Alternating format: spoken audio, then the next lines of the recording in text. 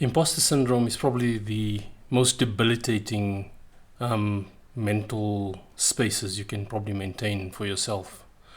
And I say you maintain it for yourself because a lot of us entertain it in ways that we don't realize we're entertaining it. It's not a matter of whether or not we want to be imposters or whether we believe we're imposters. It's about whether we believe we're capable of inserting ourselves into a space or showing up in a space that we think we're not worthy of, or we think it's above who we should be or try to be in life. I think the one thing that always grabs me about imposter syndrome the most, and just in case you're not familiar with the term, imposter syndrome is where we have debilitating kind of doubts about whether or not we are capable of achieving something. And then we second guess ourselves to the point of paralysis almost, where we then hold ourselves back from starting new projects or achieving things or pushing ourselves above and beyond because we're afraid of the potential of failure and what that implies, or we're even afraid of trying to find out whether or not we were capable in the first place. And these insecurities tend to come more from individuals who don't have healthy support structures around them. And that's the difficult part, is that when you have either the absence of or you have unhealthy support structures, it's easy to then second guess everything you do for good reason, because you don't have that grounding point, that assurance that says that, okay, this is a given. I don't have to worry about this. I don't have to think about that. I don't have to consider whether or not I'm capable, or what does the potential of failure imply about my standing in this world or with the people around me. And that's where it comes from, is this concern, this fixation on what will people think. And what will people think, or what will people say, is like it's a proverb of the Indo-Pak community that I come from. We're fixated on how we appear and what people will say and what people will think and how people will see us, to the point of not even understanding who we are anymore unless we see ourselves through the lens of society and through the lens of family or just social structures.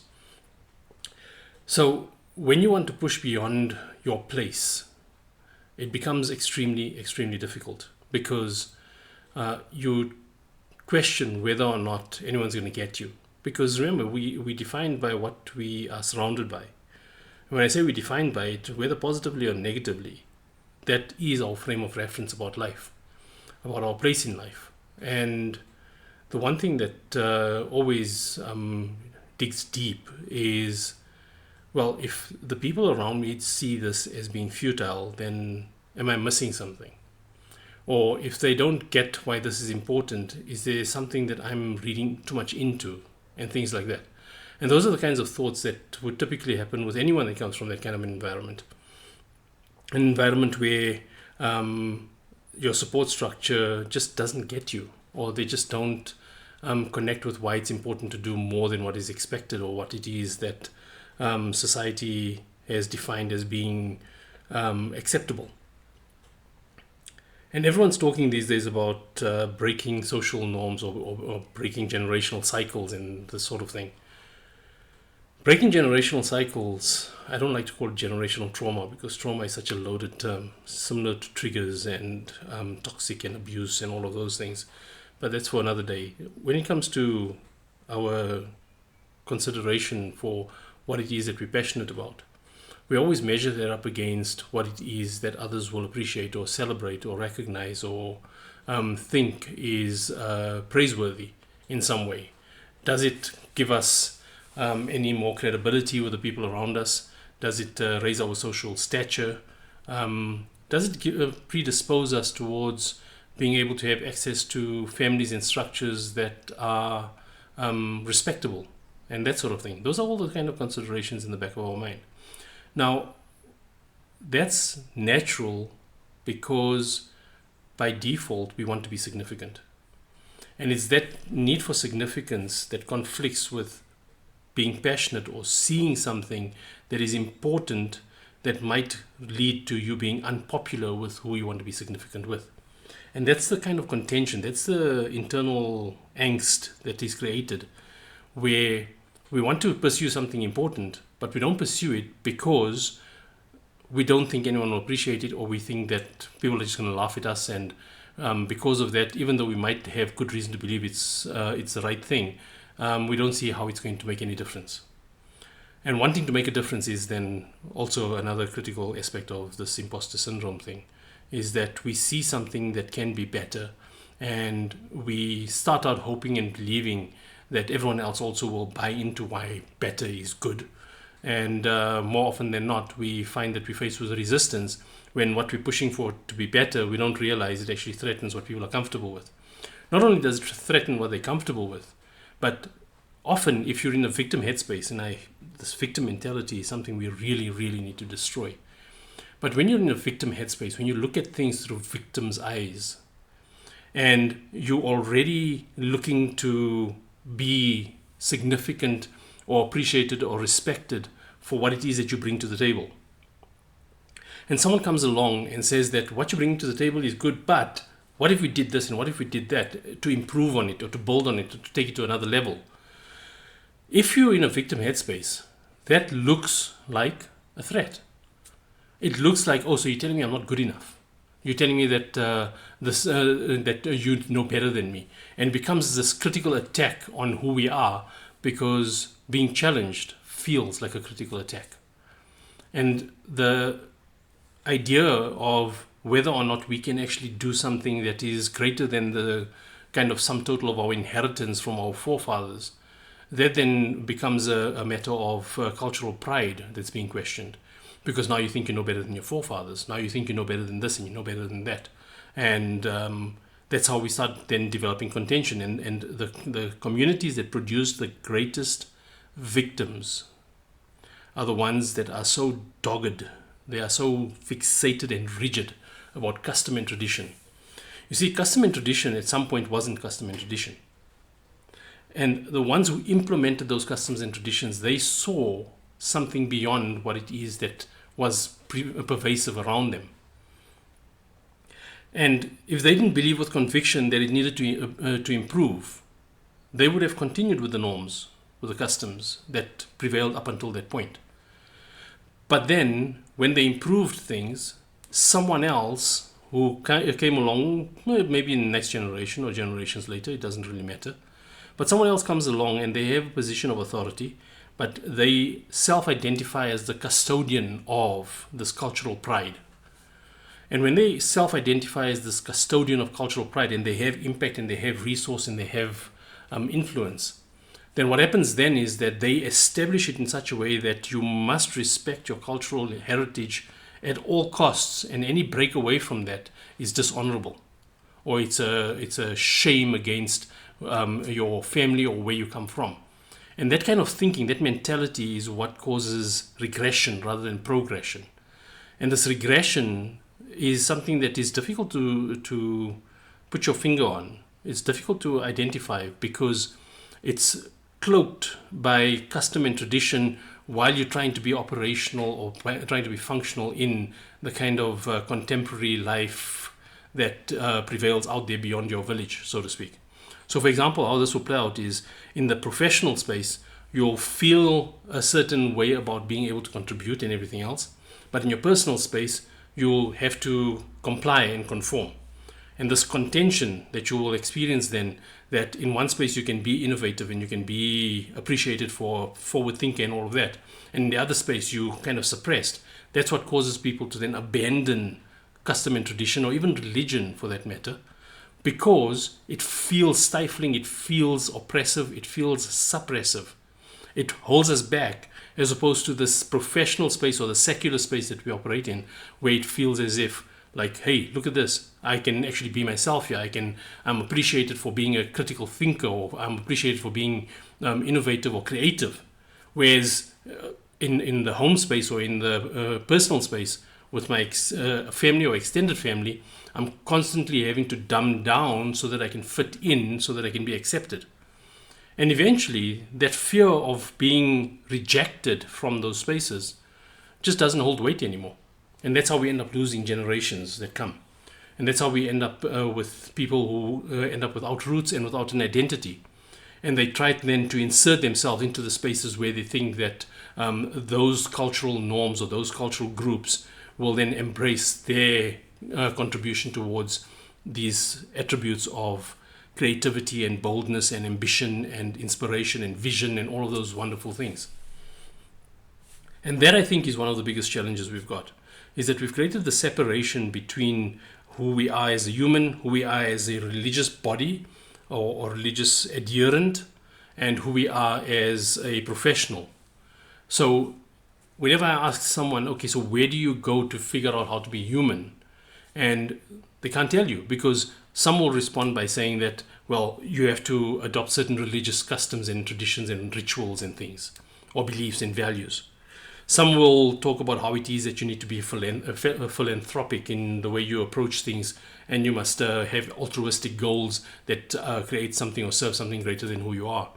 And that then talks to the material, career-driven space where you accumulate kind of resources so that those resources can then be used to be applied to some mission or purpose that is greater than the objective of your life.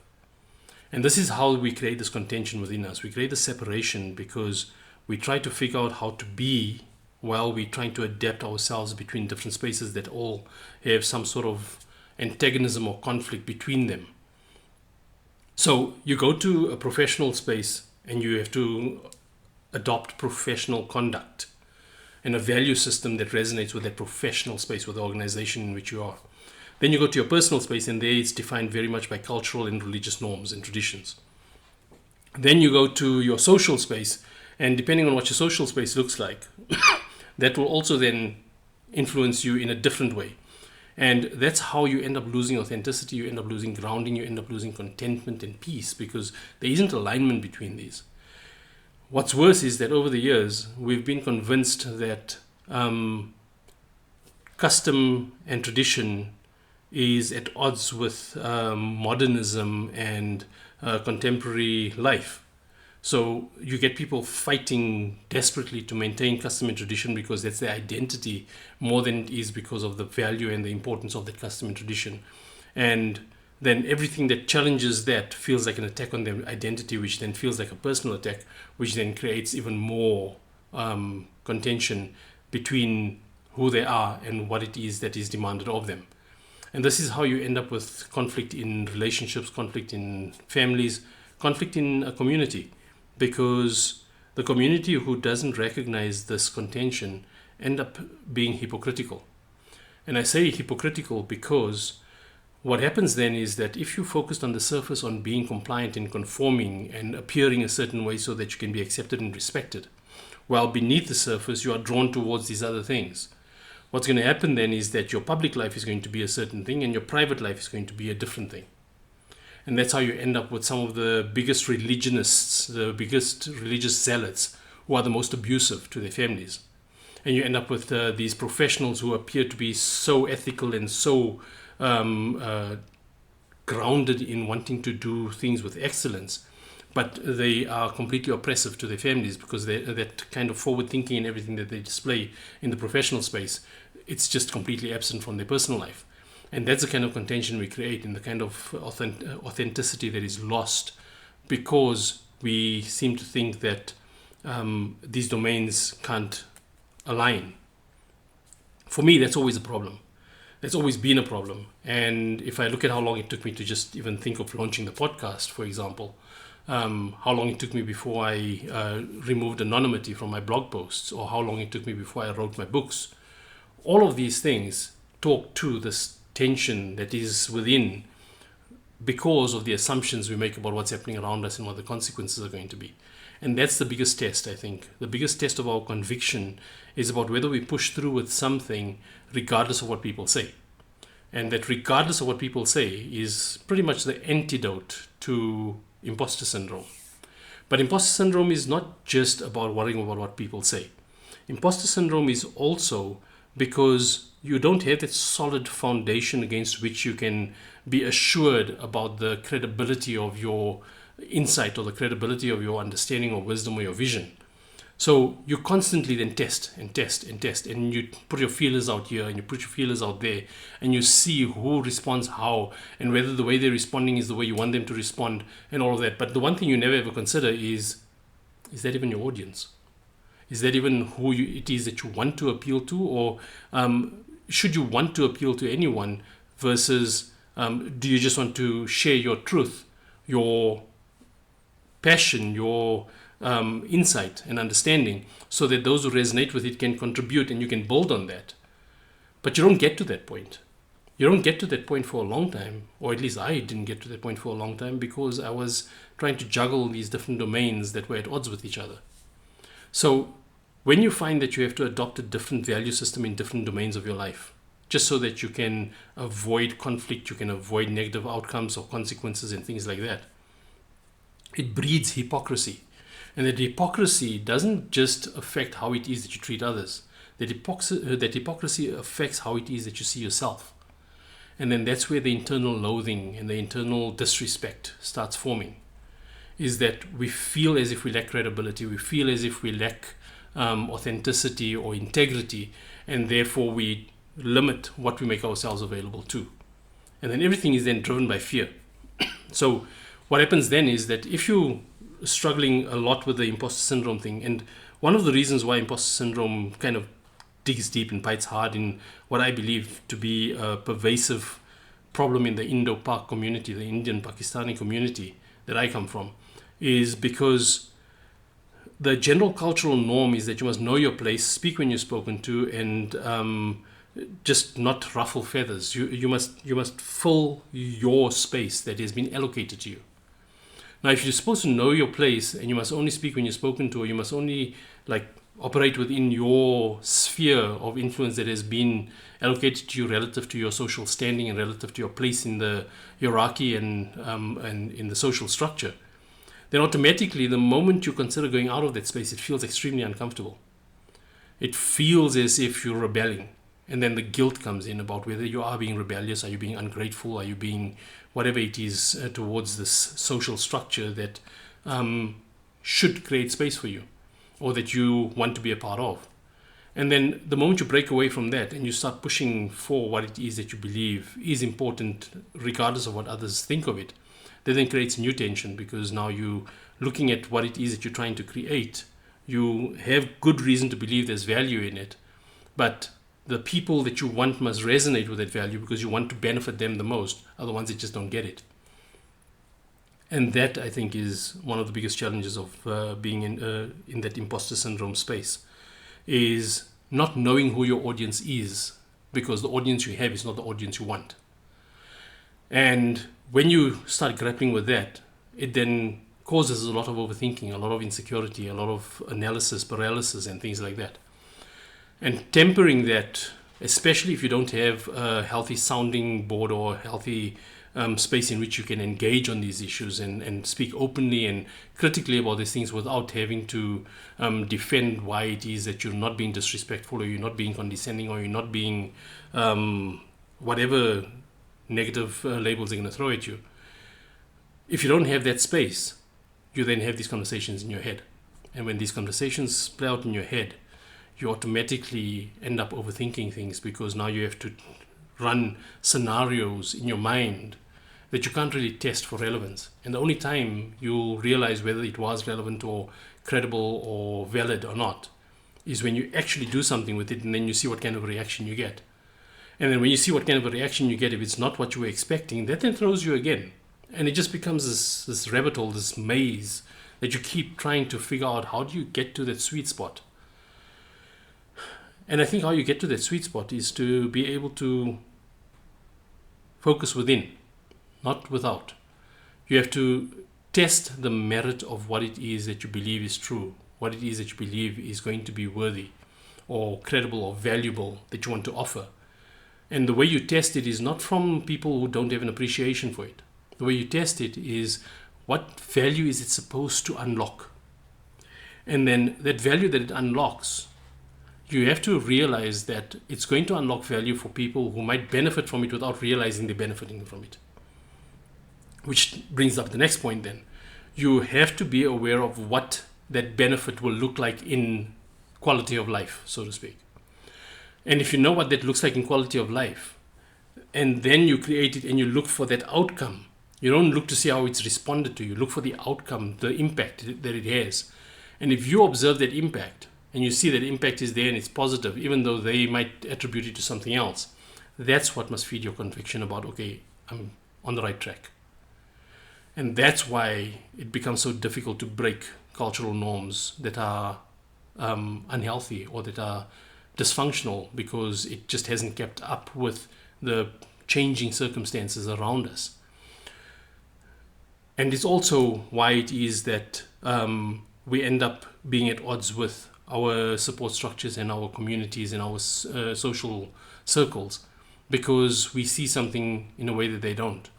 And this came up in a discussion I had with someone recently about generational cycles, breaking generational cycles, also known as generational trauma and all of that nonsense. Breaking generational cycles is not something that looks like, oh, we created this lovely little space for ourselves and no one's going to come into this bubble and we're going to do things differently. No, we don't operate in isolation. We don't operate in silos. So what happens then is breaking a generational cycle means challenging something that is unhealthy. How you challenge it and how it's going to be received, there's a million different ways that can play out. One thing you need to realize also is in doing that, you might challenge it in the most amicable, most understanding, gentlest, kindest way possible. But the fact that you're challenging it is what is being focused on by the other party.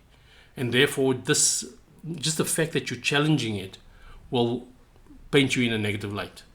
No matter how sincere and how good your efforts are, and no matter how on point your tone and delivery and everything else is, just because you're challenging something that they don't want must be challenged, will then set you at odds against them. And that is another thing that will then get you to doubt whether you're doing the right thing or not. The other thing is also you need to remember the source. And this is a critical one. The source of some input is often, for the people that are in a victim headspace or are not very mindful or self-aware, the source is more important than what it is that they're hearing. So if you're going to offer insight or advice about something that is really on point, is really beneficial, but because of your place in their life and the stigma associated with your presence and what you stand for is something that they are averse to, that they get defensive about, the fact that you are saying it is something that they will be averse to. The exact same thing can come from someone else who can say everything that you've said, and even in a worse way, let alone even like in a better way or in the same way. But because it's coming from another source that they don't feel threatened by, they will be more receptive to it. And that's when you're going to be faced with the challenge of authenticity, of conviction, is that do you need them to accept it from you, or are you more invested in the outcome that you want to see them experience, that you're happy for them to accept it from anyone else as long as they connect with the value of that you're trying to share with them. And that's how we need to rein in our overthinking, is getting it down to the substance of what it is that we are actually trying to achieve. And what we're trying to achieve, what is the reason for it? If it's fear-based, if you're afraid that if you don't achieve it, there's going to be negative consequences. If you don't achieve it, there's going to be repercussions, or there's going to be exclusion, or there's going to be judgment, or something or the other. You're not going to be good enough. Then you're doing it for the wrong reasons. Because fear is never ever a sustainable motivator for achieving anything in life. Fear is the motivator that is responsible for you achieving great things, and within a couple of days of achieving something great, it's like, okay, what's next? Done that. What now? Got all the big certificates and trophies and awards and everything else, and the recognition, but it just never ever feels enough. Driving my dream car, but okay, now I've got this car, so what next? And that's how it goes. Everything becomes a token, because it's a token of success for that specific endeavor, not a token of success relative to what you think life is about. And when you don't have sight of that, then that means your self-awareness, your mindfulness, all of that is lacking. And when that is lacking, we are more inclined to become defensive, because what is true about who we are is then our claim to seeing whether someone else respects us or not. So then we look at acceptance and significance as an indicator of our worth to others, and by default then that becomes our sense of self and our sense of self-worth that informs how we feel about ourselves. And that's all fear-based, because the fear that we're courting in all of that is the fear of rejection if we're not a certain way, the fear of exclusion or isolation if we don't comply or conform or make others feel a certain way. And that fear eventually becomes so overbearing that you just at some point snap and you just don't care anymore. And that's when you break away, and that's when you start doing things that you wish you had done a lot earlier in life. But in the process of that, you blame the people that you broke away from for you not having done it sooner, without taking accountability for the fact that it was you that gave power and impetus and weight to their opinion of you. And that's what we need to realize. Imposter syndrome is about us looking at ourselves through other people's eyes. And there's a very fine line between trying to understand how it is that we want to be received versus what we think others think of what we want to do to be received. And if you don't separate the two, if you can't distinguish between the two, you'll struggle with imposter syndrome more than anything else. And breaking social cultural norms, that is also again focused on what is the value of that norm. And if the value of that norm is good, then and the norm itself just isn't effective anymore, then you change the norm without losing the value. But that requires mindfulness. It requires an understanding and critical thinking that cannot be blindsided or blunted, whatever the word is. It can't be dulled by what it is that others think or what it is that others might feel about what you're doing. Purposeful endeavors, purposeful action is what's required. But you can't be purposeful if you're driven by fear. Fear is always going to keep you focused on what you're trying to avoid. And as long as you focus on what you're trying to avoid, you're keeping that relevant. But if you're focused on the value of what you're trying to create, then automatically you're going to immerse yourself in that, and you're going to trust the rest to play out as it must, because there's variables and there's spaces and there's influences that you just will never even grasp, let alone have access to or control. For that, it's just pointless for you trying to even have control over all of that. So conviction is about us believing with sincerity in the value of what it is that we're trying to do. And we then act on that with conviction because we believe in the vision that presents to us. And if everyone was supposed to buy into that vision before you did anything about it, then we wouldn't need any leaders, because everything would just happen by collaboration. And we know that collaboration is something that only happens when people feel comfortable enough to collaborate. And again, if you're surrounded with people who are in a victim headspace, or if you yourself are in a victim headspace, then collaboration is going to be looking for like-minded people. It's not going to be looking for people that are going to challenge you to be able to do better than where you're at. So all this comes down to one simple thing, and that is self-worth. But self-worth is something that is increasingly rare supply these days, because so much of what we do is so publicly visible that we're more inclined towards determining the merit of what we're doing based on the reactions we get, rather than understanding with substance what is the purpose and the value behind what we're doing. And that's why it then becomes difficult to break generational cycles. It becomes difficult to break new ground in wanting to pioneer in a new space, wanting to challenge prevailing wisdom or cultural norms, because you don't have something of substance to work with, because you're focused on the fear and you're focused on the anger of how it makes you feel and all of that.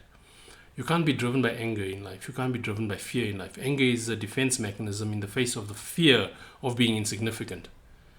So when we start connecting with these things from a more critical, a more grounded perspective, it allows us to be able to remove the ego, the insecurities. And that's what your ego is. Your ego is some of your insecurities. The more insecure you are, the more egotistical you behave, and so on. So when you can arrest your insecurities and focus on the merit of what it is that you're doing, automatically your insecurities take care of themselves, because now you're looking at things that are tangible, things that are evidence-based, rather than things that require subjective approval from others. And that's where our insecurities come from. Our insecurities come from what will other people think? How will it look if we didn't make a success of this? Sometimes, how will it look if we do make a success of this? What is it that they're then going to expect from us? And that's how it is that even success is something that we are sometimes averse to, because it's the consequence of success or failure that we're more afraid of, or more invested in, rather than the actual success or failure itself. So when you start understanding what is the consequence of what it is that you're trying to achieve, and you invested in that consequence more than anything else, then what you do to try to achieve it, if you fail, it will be a learning lesson. It will be a learning curve for you, because it's feedback to say, okay, well, I was hoping to achieve X, but I wasn't aware of these other variables or these other things that were going to affect it. So I adapt my approach, I incorporate those into my consideration, my strategy, my action plan, and I do it again. And that's how an aspirational goal is reached. And you won't have an aspirational goal if you're focused on external validation. If you're trying to achieve something that is difficult, like maybe some academic qualification or some professional qualification even, or career goal, but your need for achieving it is because of how it is that you want others to respect you, or how it is that you want to be able to yield influence or authority over others, then it's going to be stressful for you to achieve it. But if you're driven by the value that you can unlock by having access to those resources, that level of influence, that level of strategic insight and impact and things like that, then you won't care about what others think of you, but who you are as a human will be brought to bear on how you treat others in your efforts towards it. And that's why you can't separate human from secular, from professional, from religious aspects, because then you end up with this ridiculous contention about how it is that you have to adapt between all of these different domains that you're trying to operate in, and that feels like stress. So we have to rethink that whole perspective that we maintain internally, that internal dialogue, that internal narrative. We have to rethink that, because the separation that we're creating is unnatural. In every single moment, we are everything, all of those domains in one. And if you connect with that, if you connect with who you are, what you stand for, and you bring that to bear on the different roles that you play in all of those different domains, life becomes so much easier. Because now you're not having to adapt who you are, you're only having to adapt your skill or your understanding or your competence relative to what is required from you in that role that you're playing. And then to move between roles, to switch between roles, between the professional, the parent or the son or the father or the mother or the sister or the daughter, to switch between all of those roles, or the sibling or the whatever it is, it becomes easy, because now you're not defined by the role. You just have to look at, well, how do I want to show up in that role? And then you bring yourself to bear in that role in your own unique way, and that's what makes you uniquely endearing, if you do it in a way that is considerate and kind of others. And the only time you'll be considerate and kind towards others is if you have that self-awareness about what it is that you experience for yourself. Not if you need to be that for others so that they would like you. Because then you will get it right to be somewhat kind and somewhat considerate for others, but it will feel like stress all the time, like you're always having to try extra hard before people will accept you. And the threat of them not accepting you if you're having a bad day or something, that becomes your challenge again. So mindfulness and self-awareness is that much more difficult if you lack self-worth. Self-worth is a consequence of a healthy grounding point in your life with your parents, especially your father, because your father teaches you how life works, because he's the problem solver. He teaches you how to resolve the challenges that life throws at you, and your mother teaches you how to deal with people and how to feel empathy and compassion for the people around you. And when you have those things buttoned down in your early formative years, life is a lot easier. But for the majority of us who don't have that buttoned down in our formative years, because of cultural norms, social norms, because of the fear-based parenting models that we've got and all of that, we go through life then second-guessing ourselves. And that's where imposter syndrome comes from.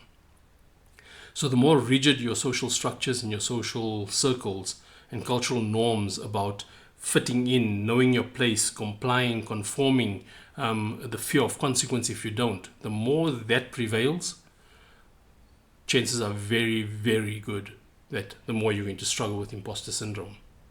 And the only way to overcome that is to be able to start recognizing what is the well-intentioned shortcomings of those cultural and social norms, so that you can navigate it with greater ease, and it doesn't then cloud your judgment about how it is that you're perceiving yourself in the space that you want to play in.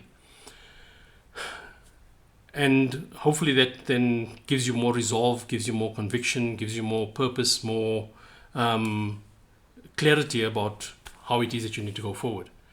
And the longer you take to get to that point, the greater you regret about why you didn't get to that point earlier. So just be careful about that as well. We could talk a lot more about imposter syndrome, but imposter syndrome is very real. It's not a syndrome per se. The feeling of being an imposter is us questioning whether or not we are worthy of occupying a space that we believe can add so much value. And that's why we don't offer ourselves into that space, or that's why we second guess ourselves when we try to create that space. So get out of your head and get into the reality in front of you, and see people for who they are, see cultural norms and traditions and religious rituals for what it is, and understand what is the value behind it, so that you can honor the value of it rather than fixating on the current way in which it's done being the only way that you can enable that value. And when you can approach it from that perspective, you'll be a lot more adaptable without losing the value of the wisdom of the ages, of the generations that came before you. And hopefully through you living that way of life, the people around you will slowly start realizing that, okay, maybe it's not as antagonistic or as abrasive or as obstructive as we thought it was. Maybe there is merit in recognizing that achieving certain outcomes can be done in a different way, while those outcomes still resonate with what we stand for as a culture, as a society, as a community, as a family. And that's what's important, is about how do we achieve what it is that we believe is valuable, rather than how we have to always do things hoping that we'll achieve it, because that's how it worked in the past. I'm Zaid Ismail. I hope that was of some value, or at least thought-provoking, and hopefully we'll build on these conversations as we continue going along. Take care, and Assalamu alaikum.